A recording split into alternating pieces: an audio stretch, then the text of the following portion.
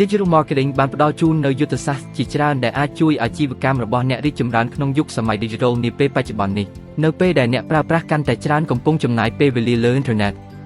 ទីផ្សារ Digital បានក្លាយជាមធ្យោបាយដ៏មានប្រសិទ្ធភាពមួយដើម្បីឈានទៅដល់អតិថិជនកាន់តែទូលំទូលាយបង្កើតការយល់ដឹងអំពីម៉ាកយីហោនិងបង្កើនការលក់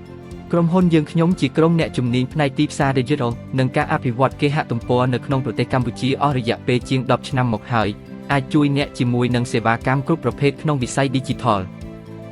យើងខ្ញុំមានផ្ដល់ជូននូវសេវាកម្មដូចជាសេវាកម្មបង្កើត website ចុះឈ្មោះ domain និងសេវាកម្ម hosting សេវាកម្ម Search Engine Marketing រាប់បញ្ចូលជាមួយ Google Ads Advertising Search Engine Optimization សេវាកម្មទីផ្សារប្រព័ន្ធផ្សព្វផ្សាយសង្គមសេវាកម្មបង្កើតកម្មវិធីទូរស័ព្ទសេវាកម្មការធ្វើទីផ្សារ email សេវាកម្មថតវីដេអូថតរូបកាត់តរូបភាពនិងធ្វើវីដេអូសេវាកម្ម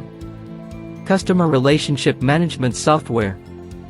អរគុណសម្រាប់ការជឿជាក់គាំទ្រនិងជ្រើសរើសពួកយើងកន្លងមកសូមតាក់ទងមកយើងខ្ញុំឥឡូវនេះសម្រាប់ព័ត៌មានបន្ថែម